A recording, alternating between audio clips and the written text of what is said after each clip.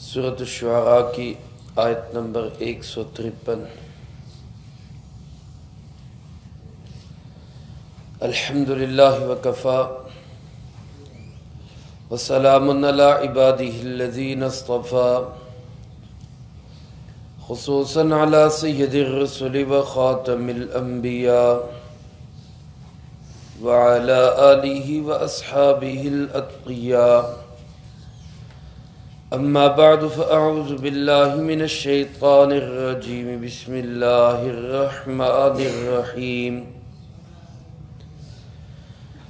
قالوا انما انت من المسحرین ما انت الا بشر مثلنا فأت بآیۃ ان کنت من الصادقین۔ قال هذه ناقة لها شرب ولكم شرب يوم معلوم ولا تمسوها بسوء فيأخذكم عذاب يوم عظيم۔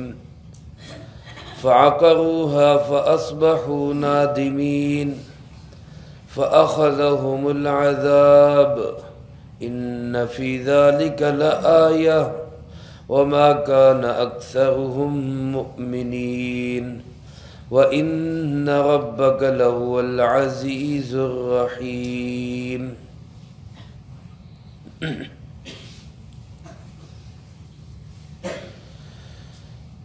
قالوا انما انت من المسحرین، وہ لوگ کہنے لگے کہ کوئی شک نہیں کہ تو ایک جادو کیا ہوا انسان ہے۔ ما انت الا بشر مثلنا، نہیں ہے تو مگر بشر ہمارے جیسا۔ فأت بآیہ، بس لا کوئی نشانی، ان کنت من الصادقین، اگر ہے تو سچ بولنے والوں میں سے۔ قال هذه ناقة لها شرب، حضرت صالح علیہ السلام نے فرمایا یہ اونٹنی ہے، لہا شرب ولکم شرب یوم معلوم، ایک دن اس کے لیے پانی پینا ہوگا اور ایک معلوم دن میں تمہارے لیے پانی پینا ہوگا۔ ولا تمسوها بسوء، اور اس کو کوئی تکلیف مت پہنچانا۔ فَيَأْخُذَكُمْ عَذَابُ يَوْمٍ عَظِيمٍ، ورنہ آ پکڑے گا تمہیں بڑے دن کا عذاب۔ فَعَقَرُوهَا، پس انہوں نے اس اونٹنی کی ٹانگیں کاٹ کے اس کو قتل کر دیا۔ فَأَصْبَحُوا نَادِمِينَ، اور پھر وہ شرمندہ ہونے لگے۔ فَأَخَذَهُمُ الْعَذَابُ، سو آ پکڑا ان کو عذاب نے۔ ان فی ذلک لآیہ، بے شک اس میں نشانی ہے۔ وما کان اکثرهم مؤمنین، اور ان میں سے اکثر لوگ ایمان نہیں لاتے۔ وان ربک لہو العزیز الرحیم، اور بے شک تیرا پروردگار وہ غالب ہے، رحم کرنے والا ہے۔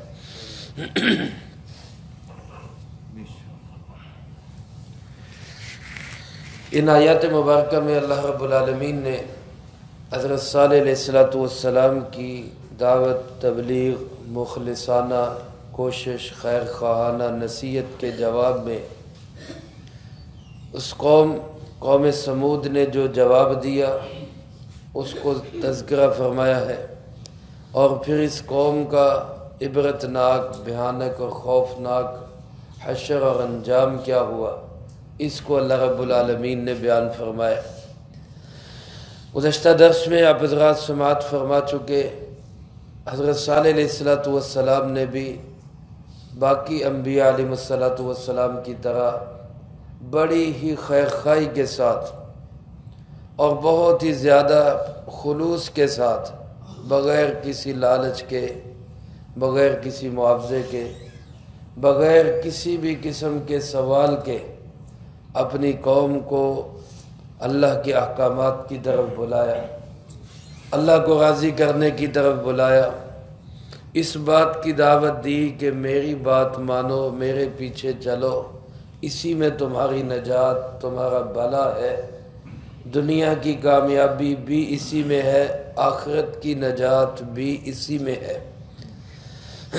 اتنے خلوص کے ساتھ کوئی انسان کسی نیک کام کا کہے تو پھر کس قدر افسوس ہوتا ہے ان لوگوں پر کہ جو ایسے مخلص لوگوں کے خلوص کو بھی ٹھکرا دے، اور نہ صرف یہ کہ اس کو ٹھکرائے بلکہ ان کی شدید ترین مخالفت کرے۔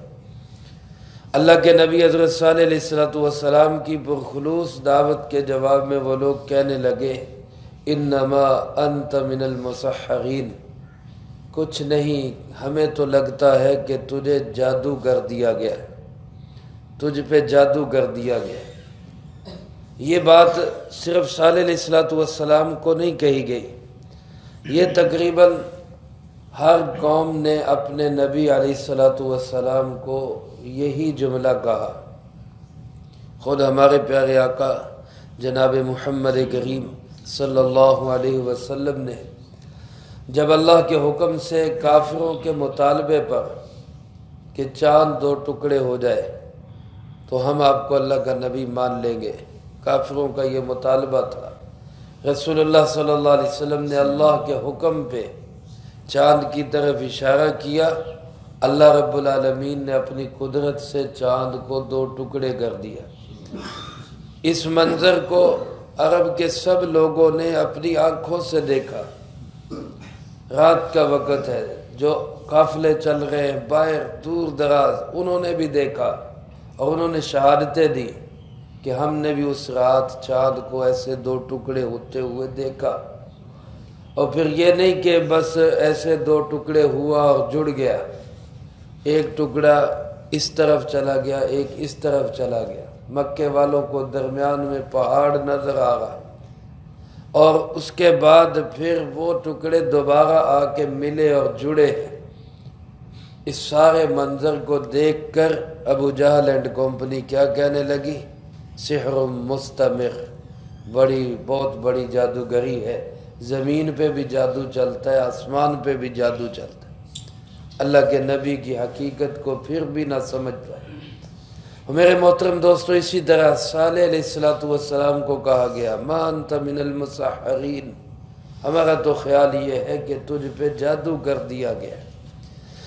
بعض ایسے بھی بدکماش لوگ تھے، ایسے بھی گستاخ لوگ تھے کہ وہ اللہ کے نبی علیہ السلام کو کہتے کہ ہمیں لگتا ہے کہ تو چونکہ ہمارے خداؤں کی مخالفت کرتا ہے، ہمارے بتوں کو برا بھلا کہتا ہے، تو ہمارے خداؤں نے تیرا دماغ خراب کر دیا۔ نعوذ باللہ من ذالک۔ اس قسم کی پھبتیاں بھی اللہ کے نبیوں پہ علیہ السلام پہ کسی گئی، لیکن اللہ بھی اپنے نبیوں کو کمال جگرا اور حوصلہ دیتا ہے، وہ ان ساری باتوں کو برداشت کرتا ہے۔ پھر کہنے لگے ما انت الا بشر مثلنا، تو کیا ہے، تو ہمارے جیسا انسان ہی تو ہے، ہمارے جیسا انسان ہی تو ہے، ہم تیری پیروی کیوں کریں، تیرے پیچھے کیوں چلیں؟ اللہ کے نبی کو وہ سمجھتے تھے کہ یہ ہمارے جیسا انسان ہے، اور جو ہمارے جیسا انسان ہے وہ نہ ہمیں تبلیغ کرے، ہمیں تبلیغ کرنی ہے تو کسی فرشتے نے آ کے تبلیغ کرے، وہ آ کے ہمیں تبلیغ کرے۔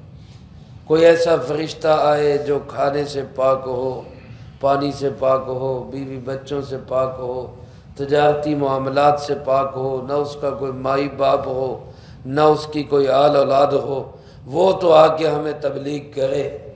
ایک انسان کو کیا حق بنتا ہے کہ وہ ہماری لیڈری کرے اور ہماری رہنمائی کرے؟ وہ کیوں آ کے ہمیں کہے کہ جناب میرے پیچھے چلو؟ حضرت شاہ ولی اللہ رحمۃ اللہ علیہ فرماتے کہ پہلی قوموں کے راستے میں، جو ماننے کے راستے میں جو چیزیں رکاوٹ بنی، پہلی قوموں نے جو اللہ کے نبیوں کو اللہ کا نبی نہیں مانا، اور اس کے راستے میں جو چیزیں رکاوٹ بنی ہیں، ان میں سے ایک بڑی چیز اللہ کے نبیوں کی بشریت ہے۔ اللہ نے جتنے بھی نبی و رسول بھیجے، سب کے سب افضل انسان تھے، سب کے سب بہترین انسان تھے، وہ انسانیت نوع بشریت سے تعلق رکھتے تھے۔ تو حضرت شاہ ولی اللہ فرماتے ہیں کہ قوموں کے راستے میں یہ بھی رکاوٹ بن گئی کہ بھئی یہ تو انسان ہے، ہم اس کو اپنا نبی اور رسول کیوں مانیں؟ تو گویا وہ لوگ سمجھتے تھے کہ جو نبی ہو وہ بشر نہیں ہوتا، اور جو بشر ہو وہ نبی نہیں ہوتا، جبکہ اللہ پاک نے خود جناب محمد کریم صلی اللہ علیہ وسلم کی زبان مبارک سے یہ کہلوایا اور قرآن پاک میں بتلایا، قل انما انا بشر مثلکم، اے پاک پیغمبر صلی اللہ علیہ وسلم آپ ان سے فرما دیں کہ میں بھی انسان ہونے میں تمہاری طرح انسان ہوں، انسان ہونے میں مجھ میں اور تم میں کوئی فرق نہیں ہے۔ یہ الگ بات ہے کہ اللہ نے میرے اوپر وحی نازل کی اور یہی میرا بلند مقام ہے، اور اللہ کے نبی کی یہی شان ہوتی ہے، یہی وہ مقام ہوتا ہے جو اس کو عام انسانوں سے اونچا کر دیتا ہے، لیکن اس کا یہ مطلب نہیں کہ اس کو ہم بشریت سے نکال دیں اور یہ کہنے لگ دیں کہ اللہ کا نبی جو ہے وہ بشر ہی نہیں ہوتا، وہ انسان ہی ہوتا ہے۔ اللہ کے نبی کے مائی باپ بھی ہوتے ہیں، اللہ کے نبی کی آل اولاد بھی ہوتی ہے، اللہ کے نبی کا حسب نسب ہوتا ہے، اللہ کے نبی علیہ السلام کو بھوک لگتی ہے کھانا کھاتے ہیں، اللہ کے نبی علیہ السلام کو پیاس لگتی ہے پانی پیتے ہیں، اللہ کے نبی علیہ السلام کو بخار بھی ہو جاتا ہے۔ ایک صحابی آپ کی خدمت میں حاضر ہوئے، عرض کی اللہ کے نبی آپ صلی اللہ علیہ وسلم کو تو بڑا تیز بخار ہے، آپ کے ماتھے مبارک پہ یا ہاتھ مبارک پہ ہاتھ رکھا اور کہنے لگے اللہ کے محبوب صلی اللہ علیہ وسلم آپ کو تو بڑا تیز بخار ہے۔ تو جناب محمد کریم صلی اللہ علیہ وسلم نے ارشاد فرمایا کہ میرے صحابی جتنا تم میں سے کسی ایک کو بخار ہوتا ہے مجھے اس سے ڈبل بخار ہوتا ہے، اگر تمہیں 101 102 3 بخار ہوتا ہے تو مجھے 202 203 4 بخار ہوتا ہے، تم سے ڈبل ہو جاتا ہے، کیونکہ اللہ کے نبی کا مقام مرتبہ بہت بلند ہے، شان بڑی عظمت والی ہے، اللہ نے قوت اور پاور بڑی دی ہوتی ہے، لیکن اس کے باوجود اللہ کے نبی تعلق کس نوع سے رکھتے ہیں؟ نوع بشریت سے تعلق رکھتے ہیں۔ رسول اللہ صلی اللہ علیہ وسلم بعض اوقات اللہ پاک دنیاوی امور میں آپ صلی اللہ علیہ وسلم کو بعض اوقات کوئی مسئلہ سمجھانے کے لیے، ہمیں سکھانے کے لیے اللہ پاک نے بعض اوقات آپ صلی اللہ علیہ وسلم پہ بھی ایسی کیفیت طاری کر دی کہ آپ کوئی چیز بھول گئے تاکہ آپ کی وجہ سے لوگوں پہ مسئلہ واضح ہو جائے۔ مثال کے طور پہ روایات میں آتا ہے، صحیح احادیث میں آتا ہے کہ آپ صلی اللہ علیہ وسلم ایک دفعہ نماز پڑھا رہے تھے تو 2 رکعت پہ آپ نے سلام پھیر دیا، ظہر کی عصر کی نماز تھی، 2 رکعت ہی پڑھا کے آپ نے سلام پھیر دیا۔ صحابہ اکرام رضی اللہ تعالی مجمعین خاموش ہیں۔ اب حکم کیا ہے، ہدایت کیا ہے شریعت کی طرف سے کہ امام کو بھول لگ جائے تو پیچھے کوئی ساتھی جو ہے لقمہ دے دے، سبحان اللہ کہہ دے، اللہ اکبر کہہ دے، تاکہ امام کو جو ہے وہ یاد آ جائے اور وہ اپنی بھول کو صحیح کر لے۔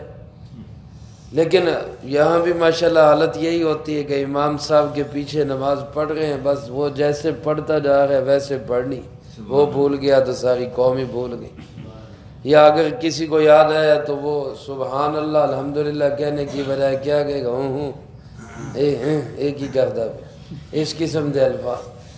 تو طریقہ سیکھنا چاہیے اور امام کے پیچھے بھی بیدار رہنا چاہیے۔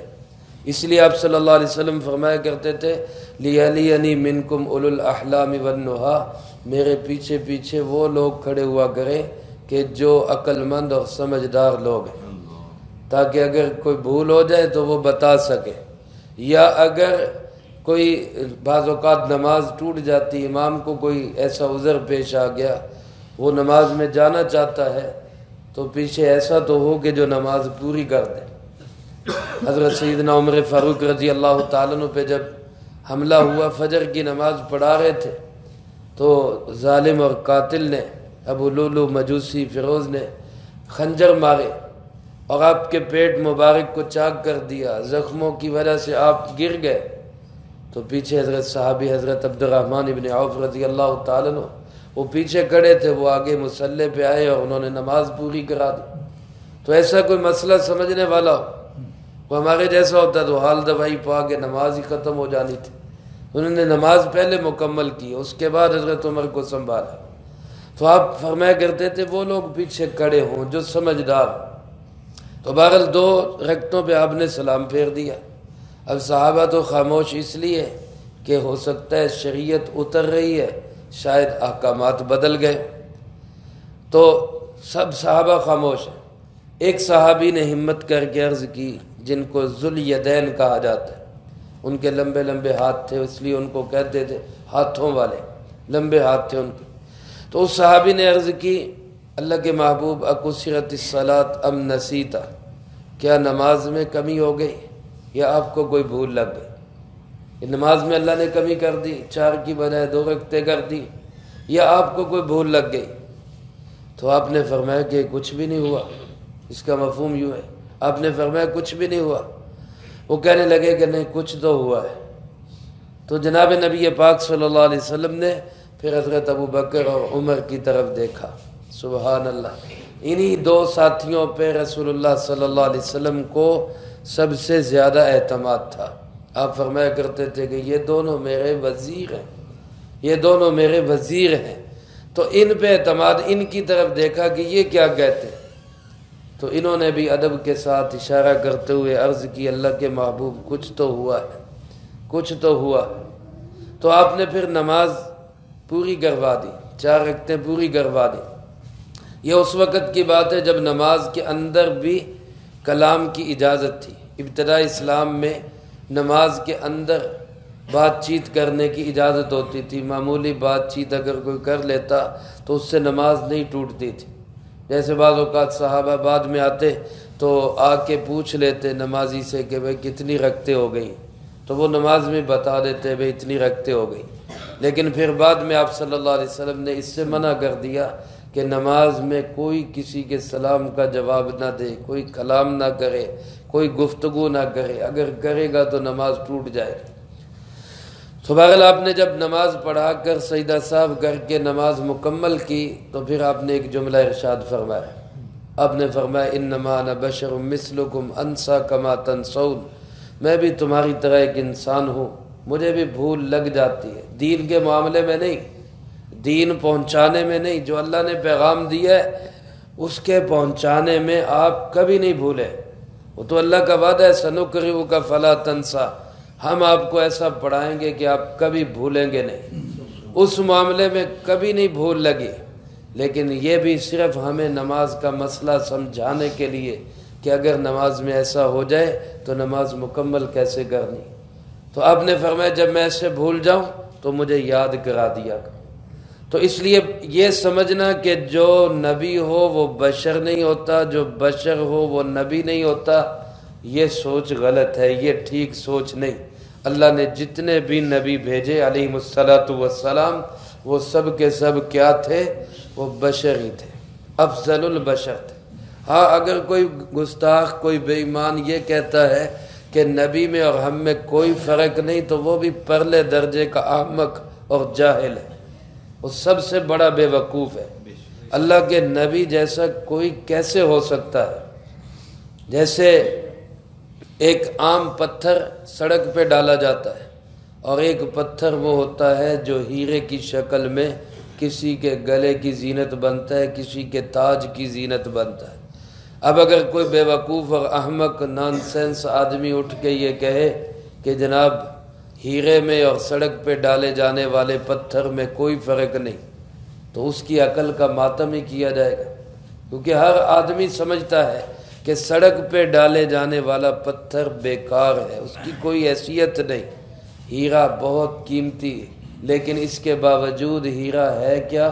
وہ پتھر ہی ہے، وہ بھی پتھر ہی۔ اللہ کے نبی علیہ الصلاۃ والسلام نوع بشریت میں سے ہے، انسانوں سے تعلق رکھتے ہیں، لیکن ایسے افضل ہے سارے انسانوں میں جیسے ہیرا یا اس سے بھی کوئی قیمتی پتھر وہ سارے پتھروں سے اعلیٰ اور افضل ہوتا ہے۔ اس لیے رسول اللہ صلی اللہ علیہ وسلم کی بشریت کا انکار یہ بھی غلط ہے، اور آپ صلی اللہ علیہ وسلم کو کہنا کہ یہ ہمارے جیسے ہیں، یہ کہنا بھی بالکل غلط ہے۔ اللہ کے نبی علیہ الصلوۃ والسلام بشریت سے ہوتے ہوئے بھی سارے انسانوں میں سب سے افضل ہوتے ہیں۔ اللہ ان کو اپنے لیے چنتا ہے۔ بعض چیزوں میں عام انسانوں میں اور اللہ کے نبیوں میں فرق ہوتا ہے۔ مثال کے طور پہ آپ صلی اللہ علیہ وسلم نے ارشاد فرمایا کہ جس حدیث پاک ہے جس کا مفہوم ہے، دو فرشتے آپ کے پاس آئے اور انہوں نے آگے کہا کہ یہ انسان سویا ہوا ہے، یہ انسان سویا ہوا ہے، اور دوسرا کہنے لگا یہ اس کی آنکھیں تو سوئی ہوئی ہیں لیکن اس کا دل جاگ رہا ہے۔ ہم جب سوتے ہیں ہماری آنکھیں بھی سو جاتی ہیں، ہمارا دل بھی سو جاتا ہے، کوئی پتہ نہیں باہر کیا ہو رہا ہے، لیکن اللہ کا نبی جب وہ سوتا ہے تو نیند میں بھی بیدار رہتا ہے، دل جاگتا رہتا ہے۔ اس لیے اللہ کے نبی میں اور ہم میں فرق بھی ہوتا ہے۔ تو بہرحال انہوں نے کہا کہ جناب آپ ہمارے جیسے انسان ہیں، ہم آپ کے پیچھے کیسے چلیں؟ اور پھر اللہ کے نبی سے کہنے لگے فَأْتِ بِآیَةٍ إِن كُنتَ مِنَ الصَّادِقِينَ، اگر آپ سچے ہیں، اللہ کے رسول ہیں، نبی ہیں، تو ہمیں کوئی نشانی دکھائے، کوئی معجزہ دکھائے۔ حضرت صالح علیہ السلام نے کہا بتاؤ کیا معجزہ دیکھنا ہے، کیا نشانی دیکھنی؟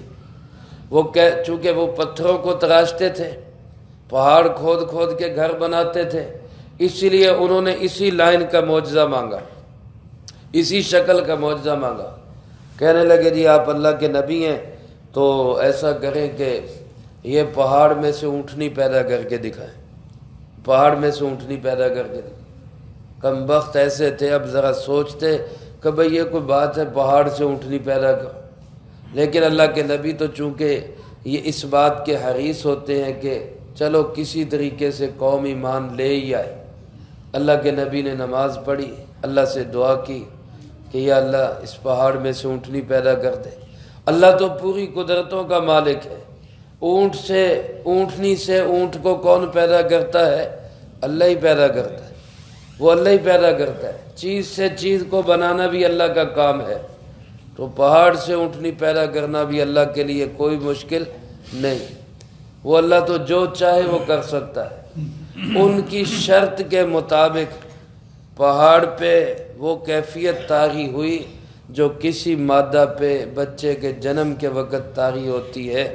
درد ذہ شروع ہوئی، پہاڑ پھٹا، اس میں سے اونٹنی پیدا ہوئی۔ اونٹنی بھی ان کی شرط کے مطابق حاملہ تھی، گابن تھی، اس نے باہر نکلتے ہی اس نے بھی آگے بچے کو جنم دیا، شرط پوری ہو گئی۔ اور اونٹنی بھی بہت بڑی لمبی چوڑی، جس کو قرآن کریم نے کہا ناقۃ اللہ، یہ اللہ کی اونٹنی ہے، اللہ کی اونٹنی ہے۔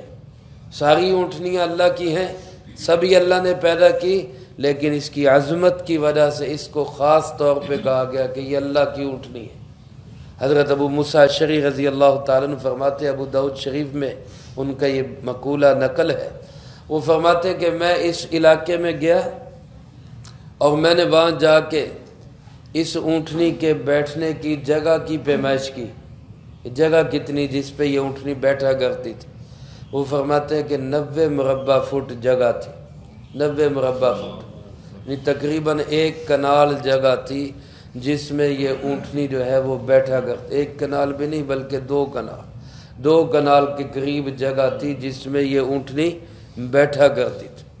اب یہ اتنی بڑی لمبی چوڑی جگہ میں صرف بیٹھتی تھی، تو ظاہر ہے جب یہ اونٹنی بازاروں میں چلتی پھرتی، شہر میں آتی جاتی، تو لوگوں کی کیا حالت ہوتی، جانوروں کی کیا حالت ہوتی ہو۔ اب اس کو پانی کی بھی ضرورت ہے، چارے کی بھی ضرورت ہے، تو یہ اسی اعتبار سے اپنے جثے کے اعتبار سے حصہ بقدر جثہ، اپنے جثے کے اعتبار سے یہ پانی بھی پیتی، کھانا بھی کھاتی، لیکن فائدہ بھی تھا دوسری طرف کہ جتنی بڑی تھی اتنا دودھ بھی دیتی تھی، قوم کو فائدہ بھی تھا۔ اللہ کے نبی نے ہر چند سمجھایا کہ بھائی اب یہ اونٹنی ہے، اب اس کو جو ہے کوئی پریشانی نہیں ہونی چاہیے۔ تمہاری دلیل پوری ہو گئی، چند لوگ مسلمان ہوئے اس آیت اور نشانی کو دیکھ کر بھی، چند 100 لوگ لاکھوں لوگوں میں سے لاکھوں لوگوں میں سے 1700 ان کے بڑے بڑے شہر اور قصبات تھے، اس میں سے چند 100 لوگ صرف ایمان لائے، باقی سب کے سب بے ایمانی کی حالت میں رہے۔ اللہ کے نبی نے سمجھایا کہ بھئی اب اس کو تنگ نہیں کرنا، اب باری مقرر کر دی، ایک دن یہ پانی پیے گی کنویں پہ آ کر، اور ایک دن باقی قوم کے جانور وہ پانی پیا کریں۔ اب یہ اونٹنی کا دن ہوتا تو سارے جانور پیاسے رہتے، اب دوسرے دن جانوروں کا دن ہوتا تو بھیڑ لگ جاتی، قوم کو مسائل بھی پیش آ رہے تھے۔ اب وہ اس اونٹنی سے تنگ آنے لگ گئے کہ یار اس کو کسی طرح ختم کریں۔ اللہ کے نبی سے درخواست کر دیتے کہ جی ہم نے دیکھ لیا، نشانی ہو گئی، آپ کا معجزہ پورا ہو گیا، ایمان لے آتے تو بہت اچھی بات تھی، یا کم سے کم اللہ کے نبی سے ہی کہتے بھائی اس کو اللہ سے کہیں اس کو واپس بلا لیں تاکہ ہمارا مسئلہ حل ہو جائے۔ الٹا اس اونٹنی کے خلاف انتقامی کارروائیاں شروع کر دیں۔ اللہ کے نبی نے فرمایا حاذی ناقۃ اللہ، یہ اونٹنی ہے، اس کا ایک دن پانی کی باری کا ہوگا، ایک دن تمہارے جانوروں کی پانی کا باری ہوگی تمہاری۔ علماء نے کہا جہاں مشترکہ کسی کا حق ہو وہاں باریاں مقرر کرنا صحیح ہے، باری مقرر کی جا سکتی ہے۔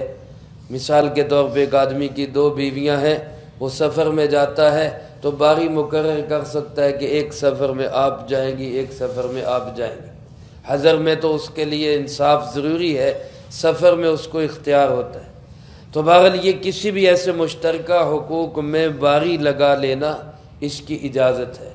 یہاں اللہ کے نبی نے باری مقرر کر دی اور ساتھ کہا بھئی اب اس کو تکلیف نہیں دینی، وَلَا تَمَسُّوهَا بِسُوءٍ، ورنہ فَيَأْخُذَكُمْ عَذَابُ يَوْمٍ عَظِيمٍ، بڑے دن کا عذاب تمہیں آ پکڑے گا، پھر بچ نہیں سکو گے، پھر بہت سخت سزا ملے گی۔ لیکن قوم کے اندر ایسے بدماش لوگ تھے، قرآن کریم میں دوسری جگہ ارشاد فرمایا وَكَانَ فِي الْمَدِينَةِ 9 رَهْطٍ يُفْسِدُونَ فِي الْأَرْضِ، اللہ پاک فرماتے ہیں شہر کے اندر 9 بڑے بڑے غنڈہ گرد لوگ تھے، بدماش لوگ تھے جو اس شہر میں فساد مچایا کرتے تھے۔ ان کا سرگنا اور ان کا لیڈر وہ تھا قدار بن سالف، وہ ان کا سب سے بڑا کھڑپینچ تھا ان غنڈوں کا۔ اس کو ایک عورت جس کا نام عنیزہ تھا، جس کی بیٹیاں خوبصورت تھی، اس نے لالچ دیا کہ بھائی تو اس اونٹنی کو قتل کر دے اپنے غنڈوں کے ساتھ مل کر، تو میں اپنی بیٹی کو تیرے نکاح میں دے دیتی ہوں۔ یہ اس عورت کے چکر میں آ گیا۔ جو عورتوں کا دل دادا ہوتا ہے وہ بہت بڑے مسئلوں میں پھنس جاتا ہے۔ اللہ عورتوں کے فتنے سے ہم سب کی حفاظت فرمائے۔ اللہ کے نبی جناب نبی پاک صلی اللہ علیہ وسلم نے فرمایا کہ یہ فتنہ بہت بڑا فتنہ ہے، اس سے پناہ مانگنے کی دعا سکھائی ہے، اللہم انی اعوذ بک من فتنۃ النساء۔ آج یورپ اور مغرب اسی عورت کے فتنے کو استعمال کر رہے ہیں۔ اللہ ہماری عورتوں کو پاکیزگی نصیب فرمائے۔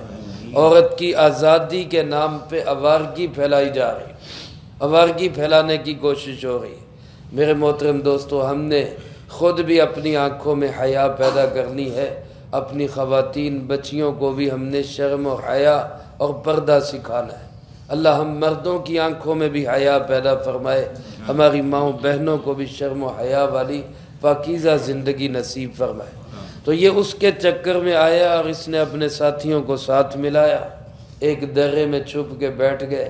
وہاں سے جب اونٹنی گزری فَعَقَرُوهَا، تو پہلے اس کی ٹانگوں پہ حملہ کیا، اس کی ٹانگیں کاٹ دی، وہ گر گئی۔ جب وہ گری تو پھر اس کے اوپر چڑھ گئے اور اس کو قتل کر دیا۔ اس کا بچہ بھی پاس ہی تھا، وہ چیخیں مارتا ہوا واپس اسی پہاڑ میں چلا گیا جس سے پیدا ہوا تھا، اسی پہاڑ میں واپس چلا گیا۔ اللہ کے نبی علیہ السلام حضرت صالح علیہ السلام کو پتہ چلا تو فرمایا کہ اب تم عذاب کا انتظار کرو، 3 دن کے اندر اندر تم پہ عذاب آ جائے گا۔ اللہ پاک فرماتے ہیں فَأَصْبَحُوا نَادِمِينَ، اونٹنی کو قتل کر کے وہ شرمندہ ہو گئے، ندامت اختیار کر لی۔ لیکن یہ ندامت توبہ والی نہیں تھی۔ اگر انسان گناہ پہ شرمندہ ہو جائے توبہ کرتے ہوئے تو اللہ گناہ معاف کر دیتا ہے، یہ بھی شرمندہ ہو جاتے توبہ کرتے ہوئے تو معافی مل جاتی، لیکن یہ شرمندگی صرف ایسے ہی تھی کہ یار چلو اچھا کام نہیں ہوا، لیکن گناہ کا کوئی اثر نہیں، اللہ کے نبی کی مخالفت پہ کوئی توبہ نہیں، ان کے دلوں کے اندر کوئی احساس پیدا نہیں ہوا۔ پھر 3 دن کے اندر اندر ان پر عذاب آیا۔ انہوں نے بڑے بڑے مضبوط گھر بنائے تھے کہ قوم عاد کی طرح ہم ہوا سے تباہ نہ ہو جائے، ہوا ہمیں اٹھا اٹھا کے نہ پھینکے، پہاڑوں کو کھود کھود کے گھر بنائے ہوئے، لیکن اللہ پاک کے ہاں عذاب کی کون سی کوئی ایک ہی شکل ہے؟ اللہ تو کسی بھی طرح سے عذاب میں پکڑ سکتے۔ اللہ ہم سب کو اپنے ہر آزمائش اور عذاب اور آفت سے محفوظ رکھے۔ اللہ تو پوری طرح قدرت رکھتے۔ ایک فرشتے کو بھیجا، انہوں نے آ کے اس پورے علاقے کے اندر کسی مقام پہ کھڑے ہو کے اس زور سے چیخ ماری کہ اپنے مضبوط گھروں میں بیٹھے ہوئے ان کے کلیجے پھٹ گئے، اس چیخ کو سن کے کلیجے پھٹ گئے۔ اور دوسری طرف اسی چیخ کا اثر یا اللہ کا حکم، زمین کے اندر زلزلہ برپا ہو گیا، فاخذتہم الرجفہ، دوسری جگہ فرمایا فاخذتہم الصیحہ، چیخ بھی آئی، زلزلہ بھی آیا، اور اس قوم کو اللہ پاک نے ملیہ میٹ کر کے رکھ دیا۔ بچا کون؟ وہی چند 100 لوگ جو حضرت صالح علیہ السلام پہ ایمان لے آئے تھے، باقی سب فَأَخَذَهُمُ الْعَذَابُ، اللہ نے ان کو عذاب میں پکڑ لیا۔ اللہ پاک اس سارے قصے کو بیان فرما کے ارشاد فرماتے ہیں اِنَّ فِي ذَلِكَ لَآیَةً، او قرآن پڑھنے والوں، او قرآن سننے والوں، اہل مکہ سے لے کر اہل پاکستان تک اور آج کی دنیا کے سارے لوگوں جو قرآن کریم کو پڑھ رہے ہو، سن رہے ہو، سنو، ان واقعات میں بہت بڑی عبرت ہے، ان واقعات میں بہت بڑی نشانی ہے، سمجھ جاؤ، سنبھل جاؤ، توبہ کر لو، معافی مانگ لو۔ لیکن فرمایا وَمَا كَانَ أَكْثَرُهُم مُؤْمِنِينَ، ان واقعات کو سن کر بھی، سامنے دیکھ کر بھی اکثر لوگ ایمان نہیں لاتے، پھر بھی ان کے کان پہ جوں تک نہیں رینگتی۔ اللہ پاک فرماتے ہیں آج بھی گویا دیکھ لو دنیا کے اندر اللہ کا یہ بات، اللہ کا یہ فرمان کس قدر سچ ہے کہ اکثر ایمان نہیں لاتے، آج بھی اکثریت وہ بے ایمانی کی زندگی گزار رہی۔ اللہ پاک فرماتے ہیں ان ربک لہو العزیز، میرے محبوب آپ کا پروردگار غالب ہے، کوئی شک نہیں غالب ہے، جو چاہے کر سکتا ہے، گچی مروڑ کے اپنی بات منوا سکتا ہے، وہ جیسے چاہے وہ سیدھے راستے پہ چلا سکتا ہے، لیکن وہ رحیم ہے، اس نے اس دنیا کو دارالامتحان بنایا ہے، آزاد چھوڑا ہے۔ فمن شاء فلیؤمن ومن شاء فلیکفر، جس کا جی چاہے نبیوں والا نظریہ بنائے، جس کا جی چاہے نبیوں کے دشمنوں والا نظریہ بنائے، لیکن جو جس راستے پہ چلے گا انجام پھر وہی بھگتنا پڑے گا۔ اللہ مجھے آپ کو سب کو نبیوں والے راستے پہ چلنے کی توفیق نصیب فرمائے، جو کہا سنا اس کو زندگی میں لا کے دوسروں تک پہنچانے کی توفیق عطا فرمائے۔ اللہم انت السلام ومنک السلام، تبارکت ربنا وتعالیت یا ذا الجلال والاکرام، اللہم اعنا علی ذکرک وشکرک وحسن عبادتک، اللہم احسن عاقبتنا فی الامور کلہا واجرنا من خزی الدنیا وعذاب الآخرہ، اللہم باقیتا کباقیت الولید، اللہم استر عوراتنا وآمن روعاتنا، اللہم انا نجعلک فی نحورہم ونعوذ بک من شرورہم، اللہم اکفنا بحلالک عن حرامک واغننا بفضلک عمن سواک، اللہم اکفنا کل مہم من حیث شئت ومن این شئت، رب اغفر وارحم وانت خیر الراحمین، ربنا تقبل منا انك انت السميع العليم وتب علينا انك انت التواب الرحيم، صلى الله على النبي الكريم وعلى آله واصحابه اجمعين برحمتك يا ارحم